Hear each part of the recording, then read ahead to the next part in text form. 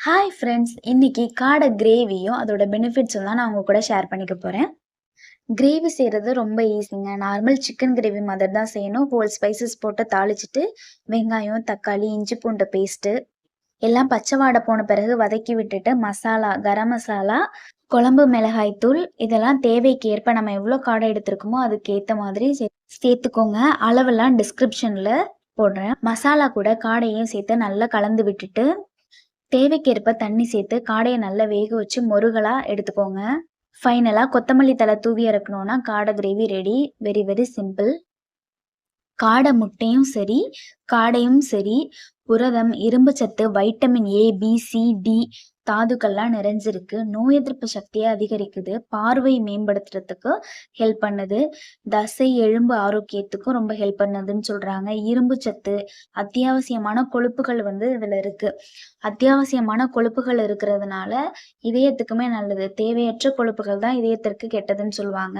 ரத்த சிவப்பணுக்கள் உருவாகுறதுக்கு முக்கியமான இரும்பு சத்து இதுல இருக்கு. B12ம் இருக்கு. அதனால ரத்த சோகை தடுக்கிறதுக்கும் ஹெல்ப் பண்ணுது.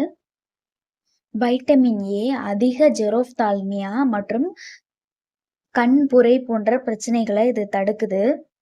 கண்ணுக்குமே இது ரொம்ப நல்லது. அதிகமா டிஸ்ப்ளே பார்த்துட்டே இருப்பாங்க இல்லையா? டிவி பார்த்துட்டு இருக்கிறது, லேப்டாப் பார்த்துட்டு ஒர்க்னால லேப்டாப் பார்த்துட்டு இருக்கவங்களுக்குமே இத நம்ம குடுக்கலாம்.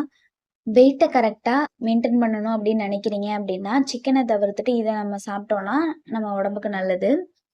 சுகர் லெவல கண்ட்ரோல்ல வச்சுக்கணும்னு நினைக்கிறவங்களும் இத ட்ரை பண்ணலாம். பிராய்லர் சிக்கன கம்பேர் பண்ணும்போது இதோட டேஸ்ட்டு சூப்பரா தான் இருக்கு. ஓகே. நியூ இயர் ஸ்டார்ட் ஆகுறதுக்கு இன்னும் 21 டேஸ் தான் இருக்கு. யாரெல்லாம் என்னென்னலாம் சபதம் எடுத்திருக்கீங்க? நான் லேசியா இருக்கக்கூடாது. நான் ஒரு ஹோம் மேக்கர். எப்பவுமே சமைக்கிறது, சாப்பிடுறது, தூங்குறது, புள்ளைய பார்க்குறது அவ்வளோதான். அதே தான் ரொட்டீனா போயிட்டுருக்கு. அந்த மாதிரி இருக்கக்கூடாது. ஏதாவது ஒண்ணு ஒரு நாள் பொறந்துச்சு அப்படின்னா, அந்த நாள்ல ஏதோ ஒண்ணு ஒரு சின்ன விஷயம்னாலும் கத்துக்கணும் அப்படின்னு சொல்லி ஆசைப்படுறேன். அந்த மாரி நீங்க என்ன சபதம்லாம் எடுத்திருக்கீங்க? நல்லதா இருந்தா சொல்லுங்க. நானும் ஃபாலோ பண்றேன். இந்த வீடியோ உங்களுக்கு யூஸ்ஃபுல்லா இருந்திருக்கும்னு நினைக்கிறேன். இந்த மாரி மோர் இன்ஃபர்மேஷனுக்கு பட்டர்ஃப்ளை ஃபைண்டிங்ஸ சப்ஸ்கிரைப் பண்ணிக்கோங்க. Thank you.